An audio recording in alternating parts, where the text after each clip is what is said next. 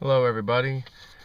Just reading a little article about how city boys, wealthy, rich city boys type of people, are now buying up farmland all across the country, our country. And it talks about this young man who's 33 years old, some kind of software executive, owned his own business, made a lot of money, and doesn't know the first thing about farming, has never had dirt in his fingernails, nothing. It just went out and scooped up like 430 acres, and I don't know if it was Iowa or somewhere out in that area. Paid $4 million. That was his bid at an auction, and the other people who were bidding were farmers, basically, who wanted the land, and their lowest bid, I guess, was around $3 million, or their highest bid was $3 million. So he just comes out $4 million. A lot of people just got up and walked out. So he won. And he doesn't know the first thing about farming, but he has the idea, according to this article, along with a lot of other rich people all of a sudden, that prices of food is definitely going up, and in their mind is not coming back down anytime in any kind of near future whatsoever. So it is a win-win situation, and even he said, even at $4 million, this was a steal. Because he has an idea, and he explains the price of corn, where it's been. It's now $7, it was $8, now it's back down to $7. But we don't feel that it's going to be going down, so we're buying. So, one of the last things it talked about, it says that at the same time, farmers are shifting more of their land to the crops with the fastest rising prices, which could cause those prices to fall. I guess because so many people would then be on those, if corn skyrockets, then you're going to have a ton of corn farmers all of a sudden. And of course, supply and demand, there'll be plenty of supply kind of thing, so they'll push the price down. That's what they're meaning by that. And to take the value of farms with them. So prices could fall if people start doing that, and prices of farms could go with them. When the government reported June 30th that farmers had planted the second largest corn crop in 70 years, corn prices dropped 8% in 2 days. And here's the best part that I want to talk about next. And even if crop prices hold up, and I'm here to tell you they will, for the most part, and go higher, even if crop prices hold up, land values could fall if another key prop disappears. Low interest rates. Now the next, I can't put this video in my video. This is someone else's property, completely copyright problem for sure. So I'm not doing it, and it's probably an hour long, I think, maybe 45 minutes to an hour. However, you have got to watch this. It's not necessarily a video with moving things and things for you to look at. It's one of those videos where a guy is talking and you see the words come across the screen. There's some charts here and there, that kind of thing. It is almost reminds me of exactly what that guy Tony Robbins, I believe his name is, what he did, where he had that website endofamerica, I think, .com and endofamerica3.com, which is basically the same site, where he gives the same speech. And he did one last year around October or so, I think. And then by maybe February or so of this year, 2011, he redid a few pieces of there. And basically what he did was, look, I just did this video, as many of you know, back in, I want to say October of 2010, but sometime in 2010. And I mentioned things to look out for that would be coming. And by the way, the reason I'm re-editing this now is because those two or three things that I first mentioned have already occurred in just that few months span. To give himself credibility, and it's a good video. And his response at the end, Tony Robbins, I think that's his name, is basically get physical gold and silver. Gold and silver is what you need. So this new video, it's kind of like a Tony Robbins video, except it doesn't cover the exact same things that he covered. It's a little bit different, and I can tell you, if you got people that are kind of on the edge, we're not sure if we want to believe you, we know there's a little problem going on, but I don't know if gold and silver is my savior, and I still want to go back into the market, or I'm not sure, I'm not in the market, I need to do something. They don't quite believe you, but maybe they do a little bit. They need that little push to help them understand things a little better. This is that kind of video you want to send them. It has nothing to do with some bozo talking. It's not some video of a YouTube guy talking, even like me, No, this is what I call sheeple food.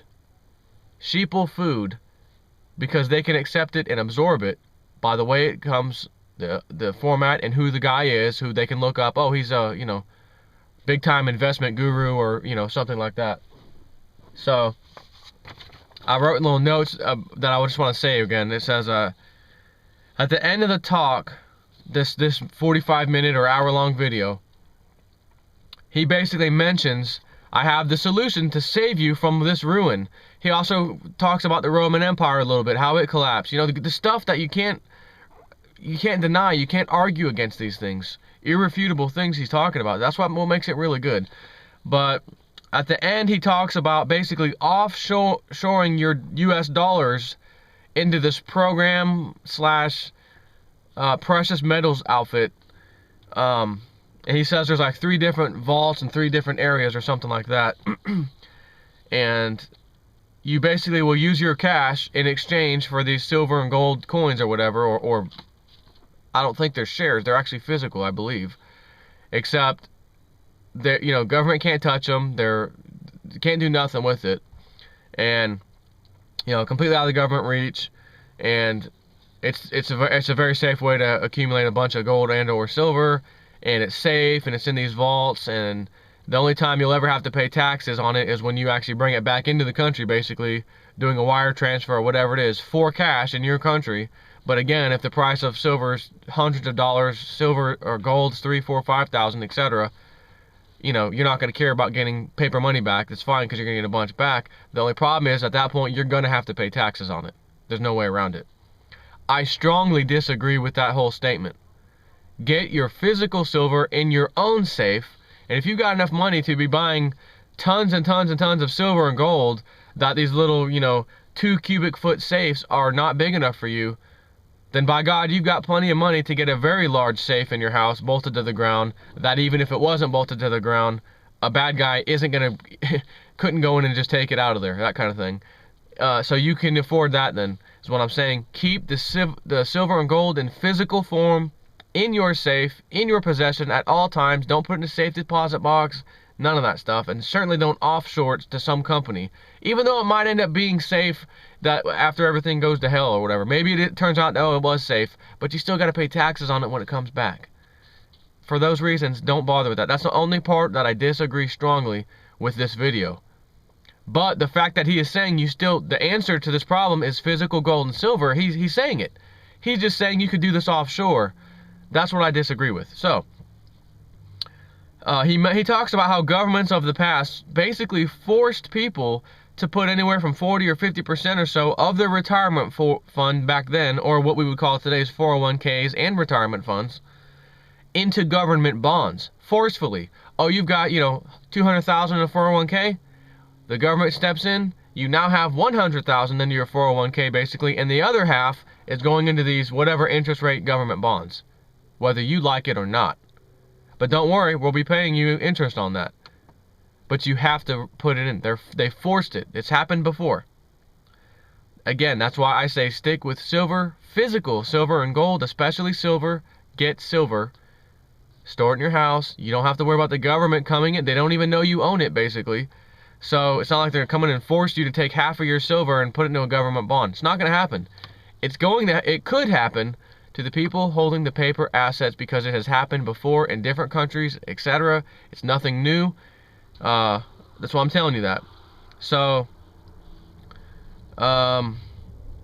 that's basically all I have to say about this one. So, I'm going to now post the link to the video where you can watch it. Again, it's about a 45-minute to an hour long video.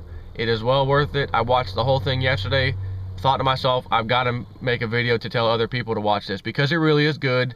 And this is, again, sheeple food type video that you can send to other people that may not want to believe you, are kind of listening to you, not sure, you're just some friend of theirs, you're not a financial expert. Why should I listen to you talk about my savings, for God's sakes, before I go listen to CNN? At least CNN has experts on. At least in their mind, they're the experts, right? But really, we all know that's fake crap, and they're just trying to sucker people into the paper markets, stock markets.